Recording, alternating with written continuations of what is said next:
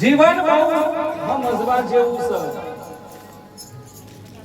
ઘણા સમજી જાય તરી ગયા. આજે હું જીવશ્રી બાપુને યાદ કરીશ. બાપ જીવશ્રી બાપુ, મારે કોઈ સંપ્રદાય સાથે કોઈ કશું નથી.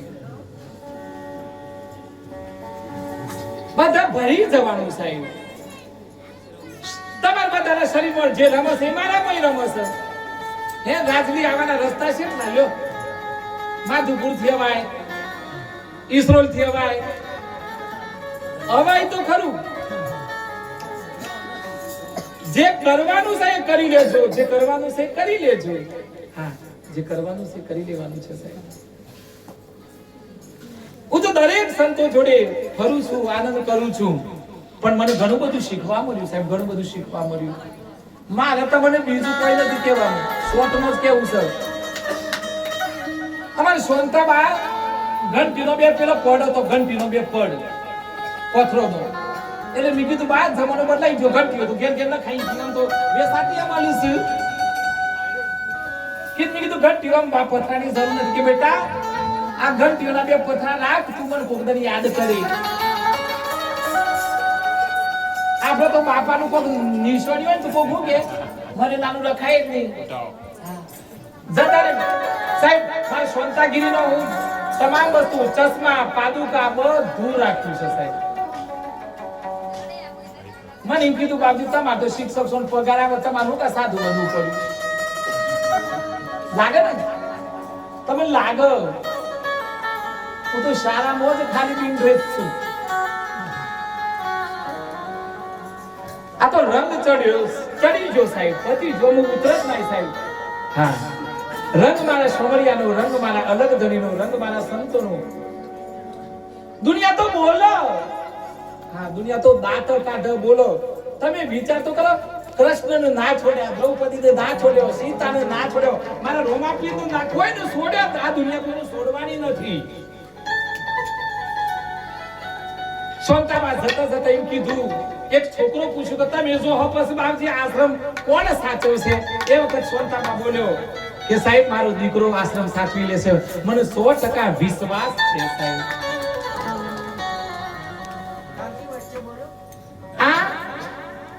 આ જે છે ને એ મારા માતુશ્રીની યાદમાં છે બાપા. બધી માતુશ્રીની યાદમાં છે. માતુશ્રીની યાદમાં છે. હું જ્યાં ફરું છું ત્યાં મારા મધર આ રૂપમાં મારા ગર્ભેશમાં મારી જોડે રહેશે સાહેબ. ભૂલો ભલે બીજું બધું, પણ મા બાપને ભૂલશો નહીં. ભૂલો ભલે બીજું બધું, પણ મા બાપને ભૂલશો નહીં. અગણિત છે ઉપકાર એના, એક દી વિસરશો નહીં. લાગે અમે આજે વાતો કરતા હતા ગાડીમાં. આજનો હું એમ ના કહેતો, ઘણા છોકરા માતા પિતાને ઓળખી જોઈને ઘણા તો ઓળખતા. અને આજે તો સાહેબ મા બાપને કોકદર તો પૂછો કે આપણે શું તકલીફ છે.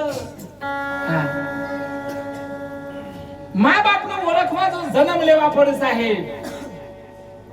મા બાપ સાહેબ ખાડા કરે, દોનો લે, કેવાયસી લે.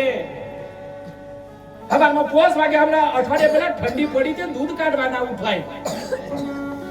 હા, હું એક ગોદરો ઓઢું પણ બીક લાગે ને પાછી એનું ઉઠ્યો.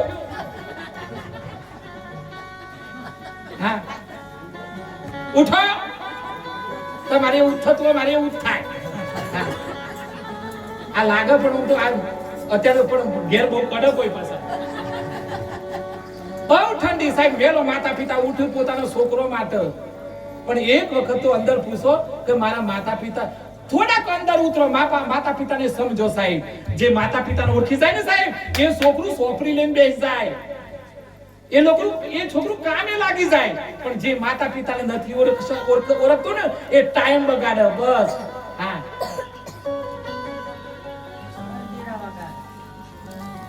મા બાપનું ઓળખો બસ. મારે કશું શ્રવણ માતા પિતાની યાત્રા કરે, શ્રવણ લોકો યાદ કરે. ગણપતિ મહારાજે માતા પિતાની પ્રદક્ષિણા કરી, ગણપતિની દુનિયા યાદ કરે છે. આપણે પણ માતા પિતાનું શરમ આવે ઘણું તો પગે લાગવાની, પણ એટલું યાદ રાખજો જીવનમાં તમે રોમાપીનો દીવો ભરો કે ના ભરો, કુળદેવીનો દીવો ભરો કે ના ભરો, પણ તમારા ઘરમાં તમે માતા પિતાને પગે લાગશો ને સાહેબ, તો આ દુનિયામાં તમે ક્યાંય અટકશો નહીં, તમે કોઈ ગ્રહ નહીં નડે સાહેબ. હા, નહીં નડે. એટલે તો ભજનમાં કીધું છે, પણ ચા બનસ, ચા પીવો બાપા, ચા પીવો. એક છોકરું 5 વર્ષનું, મેં તમને કીધી હવે વાર્તા પહેલા કદાચ, એક છોકરું 5 વર્ષનું,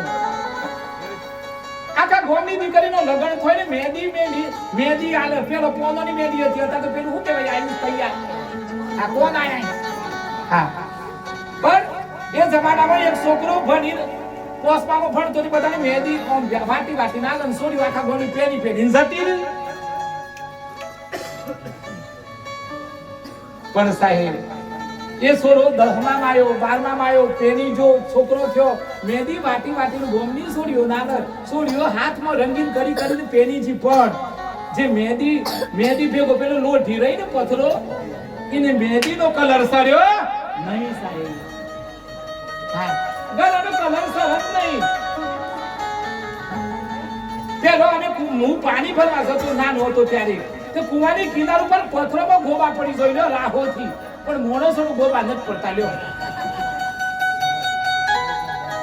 હા સાહેબ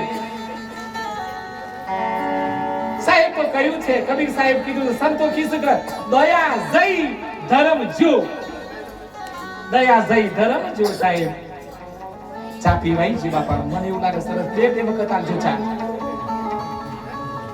ચલો એવું એ સરસ મજાનું તમને એ નાનું શોર્ટમાં ભજન કહું. એ સાધુ કેરો ઘણાને રંગ નથી ચડતો, કોઈ બેઠા હવે બે હોય એવું દૂધ સીઓ કાઢે, અલ્યા બાપા થઈ જા બાપા.